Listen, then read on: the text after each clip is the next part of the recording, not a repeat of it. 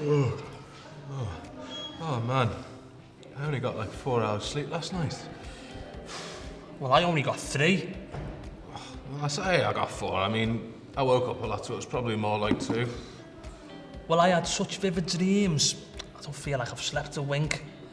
Thank God for coffee, eh? Oh no. I've had...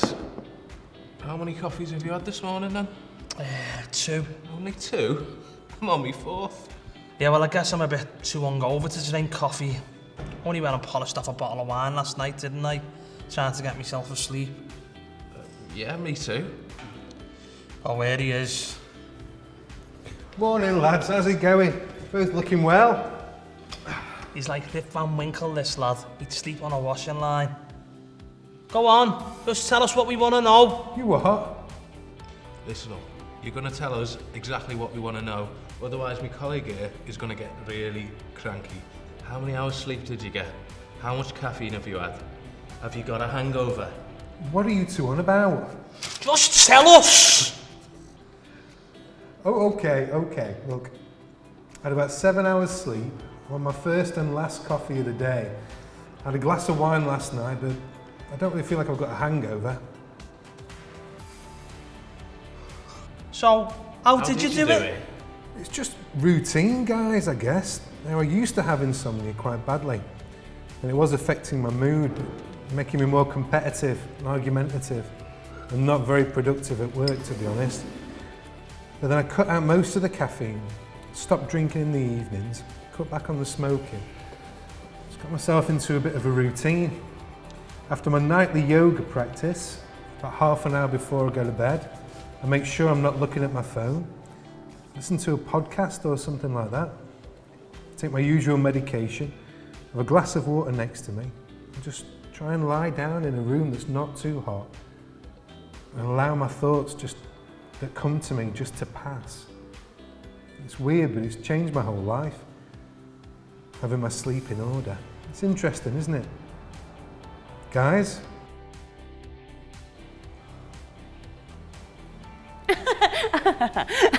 Isn't that great? No, we're just trying to make you laugh, and we're really grateful that you've watched the video. Just wanted to give you a few pointers really around sleep hygiene, which is the fancy word for a sleep routine. It's what most doctors will recommend to you before they'll give you any sleeping tablets. If you are on sleeping tablets and you have been recommended that by your doctor, obviously carry on doing what you need to do, carry on taking any medication that you need to take. But these are just some tips and hints to try and make that a little bit more accessible and a little bit more in your own control. So some do's and don'ts for you. So, do exercise, get about 30 minutes exercise or an hour as we're allowed a day. It's really good for your well-being and just makes you feel better as well. I wouldn't exercise too close to bed though. Don't drink too much alcohol or smoke too much. Alcohol's a depressant, cigarettes cause anxiety. It doesn't help with your sleep pattern despite how it may feel at the time. It's just about breaking that bad routine and starting some good new ones really. Eat well. Drink lots of water. Drink water when you're thirsty. Try and replace lots of your other drinks with water. Eat something great, but maybe don't be in any big heavy meals before bedtime. Caffeine, we need to cut down on that caffeine. That might be what you're swapping your water for. Caffeine's in a lot of things, a lot more than you would think as well. Like it's in chocolate, and I didn't realise that until I started delivering sessions at Life Rooms about sleep. It's sneaking in here and there, and we need to limit that as much as possible, because even though that might be your normal now, it could still be impacting your sleep, and you'd be surprised how much just dropping maybe 1 or 2 cups of coffee that'll make a huge difference for you. Routine.